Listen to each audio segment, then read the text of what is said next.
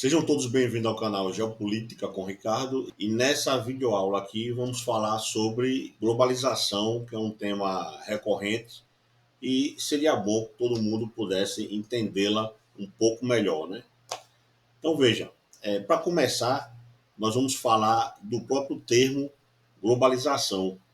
O termo, a palavra globalização, ela é uma palavra recente. Essa palavra, ela começou a surgir por volta da década de 80. Ela veio surgir lá nos Estados Unidos. E esse termo vem do inglês globalization, que é uma palavra e uma expressão americana, passou a ser traduzido e divulgado no mundo inteiro e propagou-se assim por todo o planeta. Mas o que ninguém sabe é que globalização, na verdade, é o mesmo que mundialização.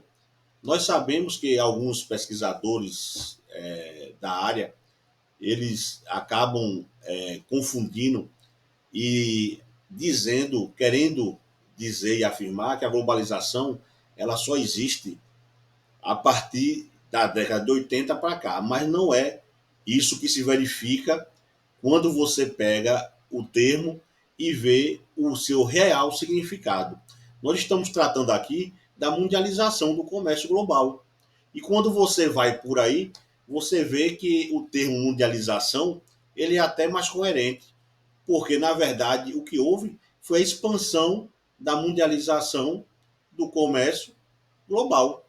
E hoje, né, nós sabemos que esse processo é mais antigo, muito mais antigo do que o termo globalização, e na verdade, praticamente podemos dizer que ele sempre existiu desde quando se formou as primeiras grandes civilizações. Elas já passavam, naquela época, há milhares de anos atrás, elas já negociavam entre elas mesmas. Então, já era comércio global, já era o início principiante, não só das civilizações, como da própria mundialização do comércio. Ou o comércio só passou a existir agora? Não. Agora, nós podemos afirmar, aí sim, que a mundialização ou globalização ela veio se intensificar a partir do capitalismo, certo? Aí sim. Então, a globalização ou mundialização ela veio se intensificar a partir do capitalismo. Por quê? Porque o capitalismo ele inicia-se ali com as grandes navegações e o objetivo era exatamente o quê? Fazer um comércio global, né? Aproximar, no caso Portugal, que foi precursor desse processo todo das grandes navegações e do próprio capitalismo, era de aproximar os países, principalmente a Ásia, a África e Europa.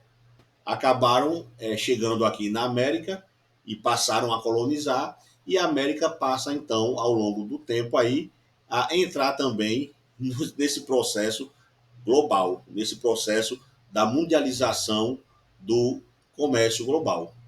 E assim, então, é mais preciso, então, a gente afirmar que a globalização é um processo antigo já. A palavra é nova, o termo é novo, mas ela é um processo antigo e que se intensifica a partir do capitalismo e das tecnologias, porque a gente não separa também a tecnologia da globalização e do próprio capitalismo. Porque, veja, o que permitiu as grandes navegações foi o avanço da tecnologia de navegação.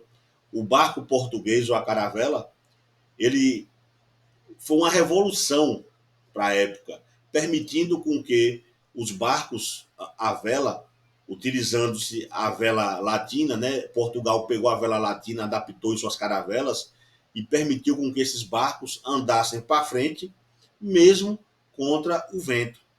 Então, assim foi possível chegar aqui, nas Américas, circunnavegar o planeta.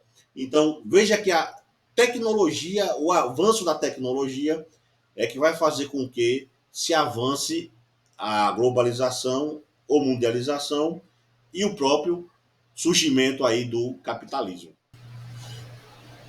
Impulsionado pela tecnologia, a globalização ela percorre dois caminhos, né?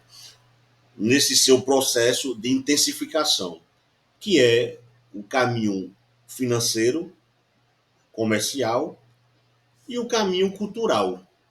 O que acontece a partir do capitalismo e da intensificação da globalização e do avanço que é promovido, os dois, pelo avanço das tecnologias. O que acontece é que o mundo passa a nós termos uma noção, uma impressão de que o mundo ele diminuiu. A gente passa a achar que o mundo se encurtou, porque a tecnologia vai permitir com que a gente tenha realmente essa sensação. Que se antes passava mais de mês para uma correspondência chegar da Europa aqui, hoje nós sabemos que com a internet, ou seja, com o avanço imenso da tecnologia, essas coisas são instantâneas. Né? Então, o que aconteceu com a globalização é que a tecnologia por detrás dela vai permitir com que se avance muito mais o comércio global. As pessoas estão mais conectadas com empresas do mundo inteiro. Hoje nós sabemos que dentro de casa, deitado no sofá, a gente pode comprar mercadorias do mundo inteiro, da China, de sites chineses, russos, europeus, americanos. E, ao mesmo tempo, esse processo se dá também pelo lado da cultura. À medida também que a tecnologia avançou, permitiu com que a interação cultural também se intensificasse. E assim aconteceu, por exemplo, com os esportes. Hoje, o futebol, que não era praticado nem na metade dos países do mundo há 100 anos atrás, né, hoje é um esporte mundial, é um esporte global, praticado praticamente em quase todos os países do planeta. Veja o judô do Japão, que também era um estilo de luta ali japonês, até o nosso jiu-jitsu brasileiro, que também se espalhou pelo mundo graças a lutas do UFC transmitidas ao vivo, e o mundo inteiro passou então a conhecer e a praticá-lo também. Então, a globalização tem esses dois lados aí. Tem o lado comercial, financeiro, e tem esse lado também cultural. Então, ela avança nos dois lados ou nas duas frentes.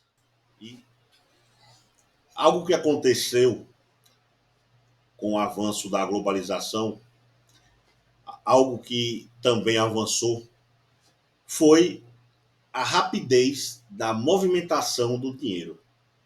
Nós também sabemos hoje que praticamente a gente nem sequer pega mais no dinheiro, no papel. Né? Se antigamente tínhamos que andar com a sacola cheia de moedas, de ouro, prata, né, bronze, depois inventaram o dinheiro, melhorou e avançou-se mais ainda o comércio, e hoje o dinheiro ele é de plástico. E na verdade, o dinheiro hoje já é até uma criptografia, né? Já é um programa, já é um código de computador como o Bitcoin.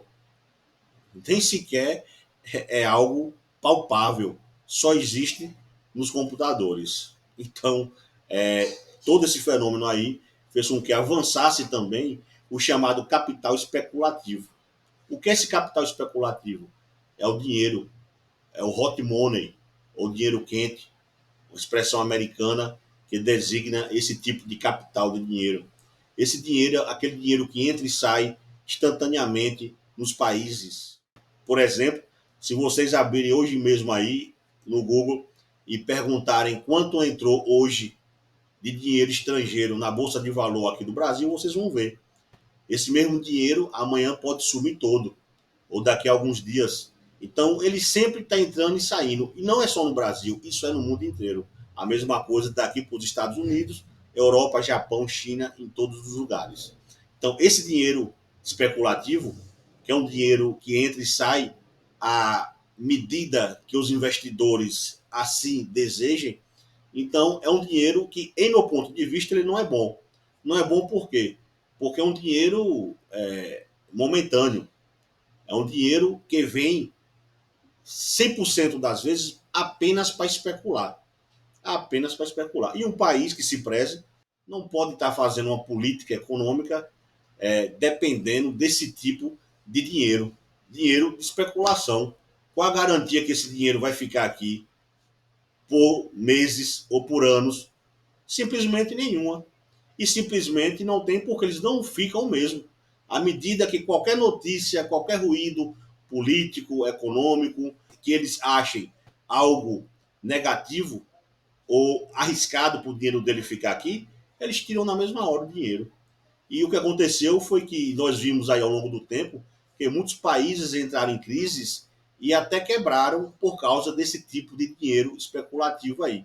O Brasil, ele na época de Fernando Henrique Cardoso, por exemplo, a política econômica dele, do real, foi baseado basicamente nisso. Pagava-se juros altíssimos, então atraiu muito capital estrangeiro, manteve-se o valor do real ali muito valorizado. O que aconteceu foi que, quando surgiu crises em países como o México, como os tigres asiáticos, e depois também atingindo aqui o Brasil, o dinheiro começou a sair. E o real teve que ser desvalorizado na marra, porque o Brasil passou a entrar em crise também econômica. Então, um dinheiro que não serve. Agora, tem um outro tipo de dinheiro, chamado capital produtivo. Esse sim, esse é bom, esse tem que ser valorizado. Eu costumo até dizer que esse capital é o capital que todo presidente tinha até obrigação de buscar lá fora todos os dias de sua vida, porque é um capital que vem e que entra e justamente como investimento. Então, é o dinheiro de uma fábrica, é o dinheiro de uma montadora de automóveis, é o dinheiro que entra de empresas, tanto estrangeiras como também brasileiras, que capitalizam o dinheiro lá fora e traz para aqui para reinvestir. Então, esse capital produtivo, ele é sempre bom, porque ele vai gerar emprego, vai gerar renda e o país vai crescer. Então, esse capital aí, todos os países, na verdade, brigam para atrair. O que é que está acontecendo agora no Brasil? Recentemente agora, com a atuação desse presidente atual, de Lula aí. Ele vive aí viajando pelos países e, em grande medida, trazendo recursos para o Brasil, trazendo investimentos, promessa de investimentos. Então, isso aí é bom, é algo positivo, porque o dinheiro vem. E o dinheiro, ao chegar aqui, melhora, faz com que o nosso PIB cresça. E é isso que vem acontecendo de fato. É só vocês olharem aí as matérias de quanto de dinheiro está vindo atualmente para o Brasil. Quanto as montadoras e outras fábricas e empresas estão prometendo investir aqui no Brasil. É só vocês olharem ali. Vou colocar aqui algumas matérias para vocês verem. Aqui, só para vocês terem uma noção melhor da importância de um presidente correr atrás desse tipo de investimento, esse tipo de capital, que é o capital produtivo, que é o capital que gera emprego, renda e mais impostos para o governo, a gente vai pegar esse exemplo aqui da BYD. A BYD, que é uma empresa chinesa automotiva, é uma empresa que só fabricava carros lá dentro da China. Mesmo assim, já tinha ultrapassado a Tesla, se tornando a maior fabricante de carros elétricos do mundo. E pela primeira vez, ela acaba investindo fora da China e justamente no Brasil, graças à visita do presidente Lula à China, aonde levou uma proposta para ela vir se instalar no Brasil, na fábrica da antiga Ford aqui, e eles assim vieram, né? E com isso vão trazer bilhões em investimento, em tecnologia, em empregos e renda, gerando também mais impostos para o governo. Então, esse tipo de capital é o tipo de capital, como eu disse no início e volto a frisar, o presidente tem que correr atrás sempre desse tipo de capital produtivo. Então está demonstrado aí, vocês vejam como realmente, de fato, é bom esse tipo de capital e que venha muito mais. Vamos finalizar aqui o tema globalização, falando agora um pouco sobre de quem mais se beneficia de todo esse processo de globalização, do capitalismo atual e das tecnologias, que são as transnacionais. Veja, aqui nós temos também um problemazinho em relação ao termo, porque nós temos o termo transnacional e o termo multinacional. Antigamente, na época que eu estudava, a gente utilizava muito esse termo multinacional. E eu digo por questão de vivenciar isso mesmo, de muitas vezes a gente achar que uma empresa ela era brasileira, como por exemplo a Fiat. Eu, como sempre fui curioso, eu procurei saber o significado da sigla Fiat. E aí descobri que se tratava de fábrica italiana de autos e tratores. Eu então não entendi. Eu pensei que essa empresa era brasileira. Claro que eu era muito jovem ainda, era criança, e eu ainda não entendia muito sobre essas coisas. Da medida do tempo que eu fui estudando e o tempo foi passando, eu fui me inteirando e descobri que se tratava de uma transnacional e que era chamada, na minha época, de multinacional. E muitos livros hoje ainda mantêm-se assim. O que eu acho errado. Por quê? Porque o termo multinacional dá a entender que essas empresas possuem múltiplas nacionalidades. E elas não têm múltiplas nacionalidades. Toda grande empresa transnacional, ela tem uma origem e tem um país sede. E é para esse país que elas vão mandar todo o lucro que elas obtêm no mundo inteiro. Então você veja, a Fiat vai mandar para a Itália seu lucro, a Volks da Alemanha, a Nestlé da Suíça, a Walmart dos Estados Unidos, a Amazon, Estados Unidos, essas big techs todas, YouTube, Instagram, Facebook, Twitter, o X, americanas, Samsung, da Coreia do Sul. Então, essas empresas é quem mais se beneficia de todo esse processo global e do avanço das tecnologias. Por quê? Porque elas passam a atuar no mundo inteiro. Então, o mercado não é mais local. O mercado hoje ele é global. Faz com que, por exemplo, para vocês terem uma ideia, uma noção, a Nike, que é uma empresa americana, não tem uma fábrica sequer nos Estados Unidos. Uma sequer. Então, você vê que ela tem mais de uma dezena de fábricas espalhadas pelo mundo, mas não produz um único tênis nos Estados Unidos. Por quê? Porque ela vai se aproveitar da globalização, mundialização atual para ter um lucro maior. Que no final das contas, o objetivo é sempre maximizar o máximo possível os lucros, que é o objetivo do capitalismo. E elas conseguem fazer isso se utilizando aí do nosso momento atual de globalização, de intensificação da mundialização do comércio global. Então, assim, a Nike ela vai manter nos Estados Unidos a sede administrativa, vai manter lá na sede o P&D, que é a área de pesquisa e desenvolvimento dos tênis, dos materiais esportivos dela, e o grosso da produção ela vai produzir num paizinho lá subdesenvolvido da Ásia, como Vietnã, como Laos, como China, enfim, países onde o salário e as leis ambientais, onde o salário é mais baixo e as leis ambientais são muito mais frouxas. Né? Então eles aí se aproveitam de todo esse processo para poderem lucrar mais. E essas empresas atuam assim, elas não querem não.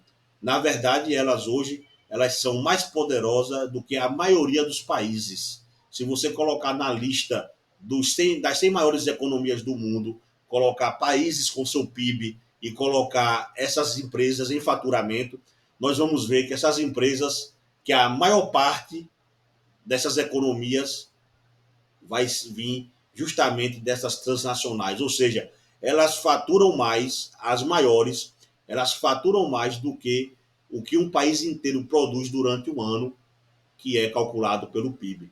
Então elas não querem, elas são mais poderosas hoje do que esses países. E a atuação delas faz intensificar também mais ainda o capitalismo, tanto seus aspectos comerciais como culturais.